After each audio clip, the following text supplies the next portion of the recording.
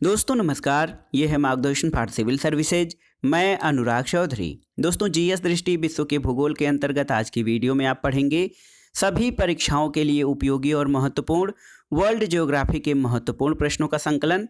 इसमें आज की वीडियो में हम विश्व की प्रमुख घाटियाँ, मरुस्थल एवं उनकी अवस्थिति, थार मरुस्थल के संबंध में विशिष्ट तथ्य, विश्व के प्रमुख घास के मैदान, दुनिया के देश और उनकी सीमाएं, अधीन क्षेत्र, स्थल रुद्ध देश और देशों के पुराने नाम के बारे में जानेंगे। तो आइए शुरू करते हैं आज का वीडियो। जीएस दृष्टि विश्व के भूगोल का भाग 5। सबसे पहले आइए जान लेते हैं दोस्तों, घाटी किसे कहते हैं। देखिए, धरातल पर स्थित मैदान, पठार और पर्वतों के बीच भू हलचल, नदियों और हिमानी द्वारा निर्मित अवतलित स्थलों को घाटी यानी वैली कहा जाता है। दोस्तों आइए देख लेते हैं इस चार्ट के माध्यम से विश्व की प्रमुख घाटियां और उनके विशिष्ट तथ्यों के बारे में। देखिए, सबसे पहले लायर घाटी कहाँ पर स्थित है, तो दोस्तों याद रखिएगा, लायर घाटी फ्रांस में स्थित है। सेक्रेड घाटी ये पेरू में स्थित है। रैबिट घाटी दोस्तों संयुक्त राज्य अमेरिका में है। इसके अलावा देखिए ब्लैकवुड घाटी, ब्लैकवुड ये ऑस्ट्रेलिया में स्थित है। स्वात घाटी आप जानते हैं पाकिस्तान में है। पो घाटी ये इटली में स्थित है। चुंबी घाटी दोस्तों, चुंबी घाटी भारत, भूटान और तिब्बत की सीमा पर स्थित है। इसके अलावा चितवन घाटी ये नेपाल में स्थित है। अब आगे आइए देखते हैं राजाओं की घाटी के बारे में। दोस्तों राजाओं की घाटी कहाँ पर स्थित है, तो ये मिस्र यानी इजिप्ट में स्थित है और राजाओं की घाटी नील नदी के पश्चिमी किनारे पर स्थित है। इसको वादी ए मुलुक के नाम से भी जाना जाता है। तो दोस्तों राजाओं की घाटी मिस्र में नील नदी के पश्चिमी किनारे पर स्थित है और इसको वादी ए मुलुक के नाम से भी जाना जाता है। कुछ महत्वपूर्ण तथ्यों को और देख लेते हैं जो परीक्षाओं के लिए अति संभावित हैं। देखिए दोस्तों, प्लीजेंट घाटी ये संयुक्त राज्य अमेरिका में है।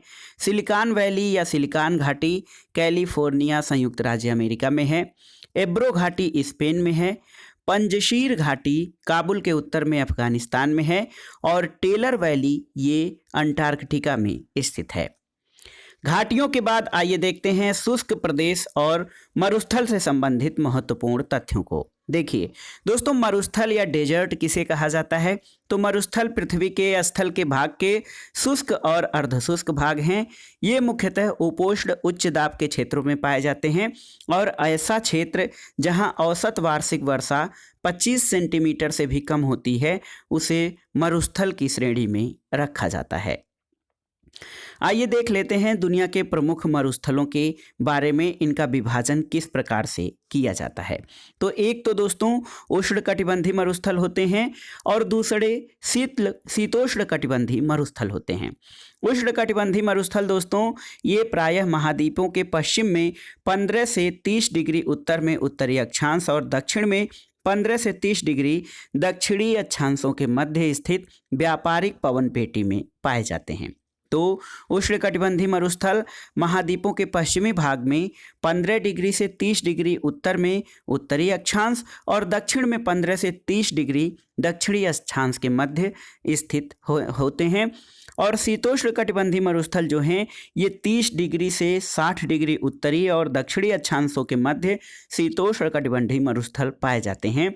इनके उदाहरण में दोस्तों गोबी मरुस्थल है जो मंगोलिया और चीन में विस्तृत है और पेटागोनिया मरुस्थल अर्जेंटीना और चिली में स्थित है। आइए देख लेते हैं कुछ महत्वपूर्ण मरुस्थलों के बारे में।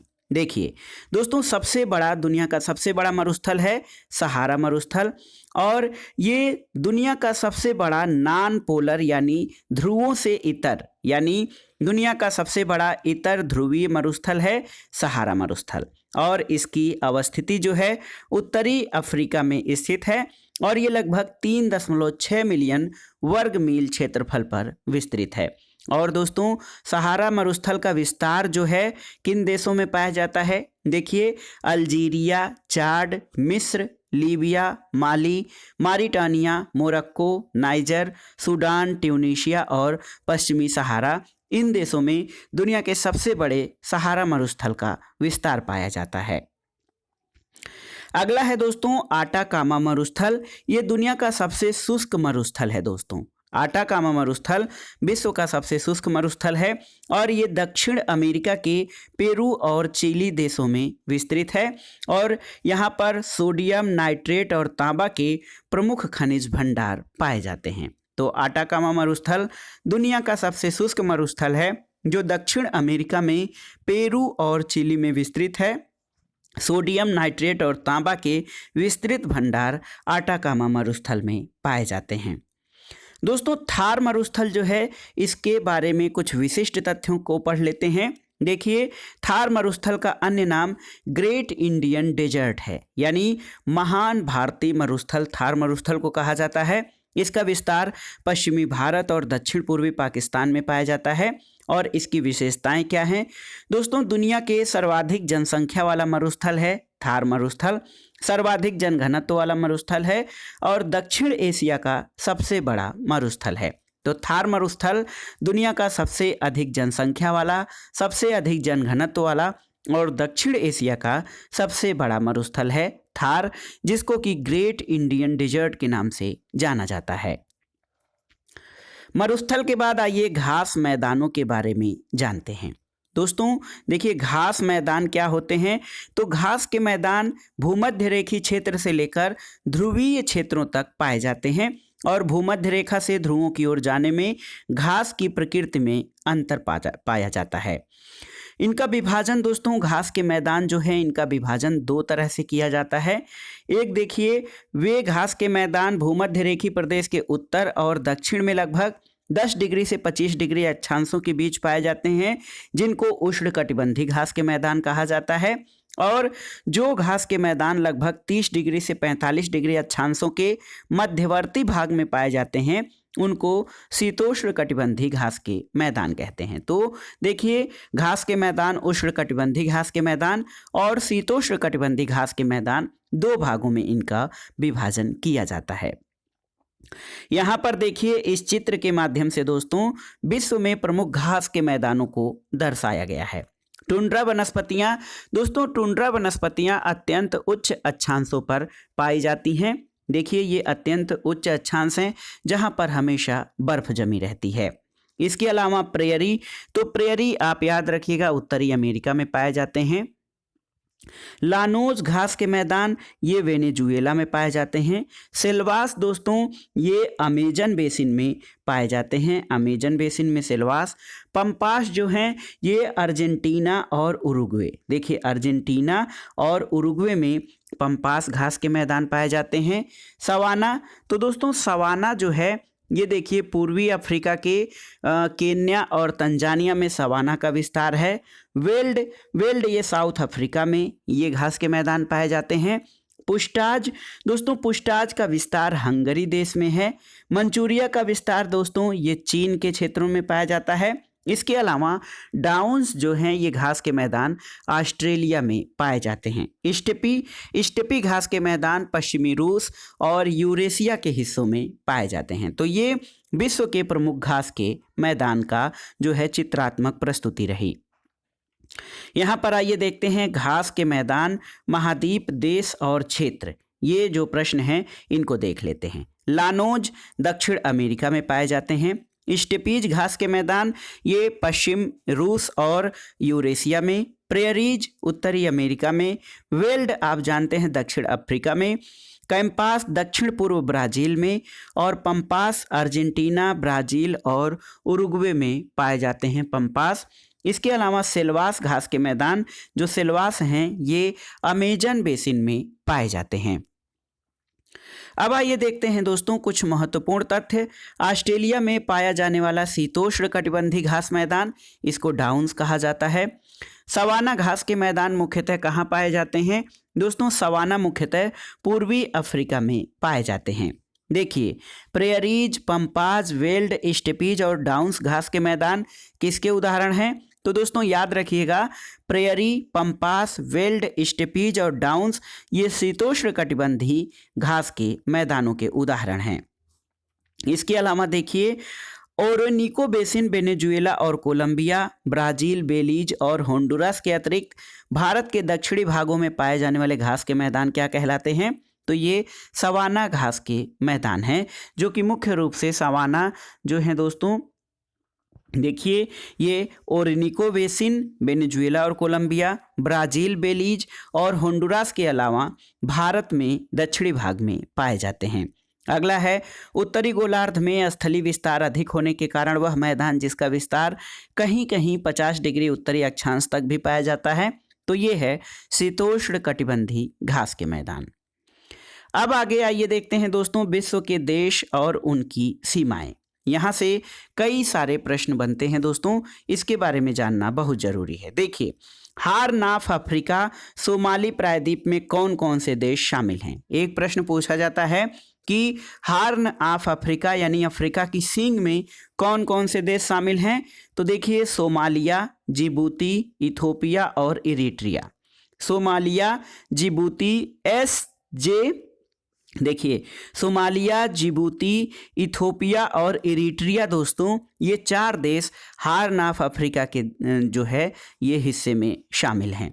इसके अलावा एक प्रश्न आता है कि स्कैंडिनेवियन प्रायद्वीप के भाग कौन से हैं? तो देखिए, उत्तरी फिनलैंड, नॉर्वे और स्वीडन। फिनलैंड, नॉर्वे और स्वीडन को स्कैंडिनेवियन प्रायद्वीप के भाग जो है भौगोलिक दृष्टि से इनको माना जाता है। इसके अलावा दोस्तों अफगानिस्तान के साझीदार देश कौन कौन से हैं, इनको जानना जरूरी है। देखिए, अफगानिस्तान के सीमा साझीदार देशों में ये देखिए तुर्कमेनिस्तान, उज्बेकिस्तान और ताजिकिस्तान, ये उत्तर दिशा में इसको टच करते हैं। पश्चिम में अफगानिस्तान को टच करता है ईरान, उत्तर पूर्व में चीन और भारत, और दक्षिण पूर्व दिशा में पाकिस्तान। तो देखिए, अफगानिस्तान के सीमा साझेदार देशों में तुर्कमेनिस्तान, उज्बेकिस्तान, ताजिकिस्तान, चीन और भारत, पाकिस्तान और ईरान हैं। अब देखिए दोस्तों, एक प्रश्न आता है, ग्रेट ब्रिटेन में कौन कौन से क्षेत्र शामिल हैं जिनको हम ग्रेट ब्रिटेन कहते हैं? दोस्तों देखिए, ग्रेट ब्रिटेन में इंग्लैंड, वेल्स और स्कॉटलैंड के क्षेत्र शामिल हैं, जबकि ग्रेट ब्रिटेन में उत्तरी आयरलैंड शामिल नहीं है। तो याद रखिएगा, ग्रेट ब्रिटेन में इंग्लैंड, वेल्स और स्कॉटलैंड के क्षेत्र शामिल हैं, इसमें उत्तरी आयरलैंड शामिल नहीं है। कैस्पियन सागर से कौन कौन से देश सीमा बनाते हैं? तो याद रखिएगा, रूस, अजरबैजान, ईरान, तुर्कमेनिस्तान और कजाकिस्तान। देखिए, रूस, अजरबैजान, ईरान, तुर्कमेनिस्तान और कजाकिस्तान दोस्तों, ये कैस्पियन सागर के सीमा साझेदार देश हैं। कुछ अन्य महत्वपूर्ण तथ्यों को देख लेते हैं। देखिए, दक्षिण एशिया के देशों में क्षेत्रफल की दृष्टि से सबसे छोटा देश कौन सा है? तो ये है अपना पड़ोसी मालदीव। भारत के साथ सबसे लंबी स्थलीय सीमा बनाने वाला देश बांग्लादेश। सर्बिया और मैसेडोनिया पूर्णतः कैसे देश हैं? तो ये स्थल रुद्ध देश हैं। मेलानेशिया, माइक्रोनेशिया और पॉलिनेशिया हैं, ये ओशेनिया के उपसमूह हैं। सर्वाधिक उत्तरी दक्षिणी अक्षांशीय लंबाई सीमा वाला दक्षिणी अमेरिकी देश कौन है? ये दोस्तों चिली है, जो कि सर्वाधिक उत्तरी दक्षिणी अक्षांशीय लंबाई वाला देश है। कजाकिस्तान और तुर्कमेनिस्तान में स्थित वह रेगिस्तान जो कैस्पियन सागर के पूरब और अमू दरिया नदी के पश्चिम तक फैला है, दोस्तों ये है कराकुम रेगिस्तान। ग्रेट विक्टोरियन मरुस्थल कहाँ पर स्थित है?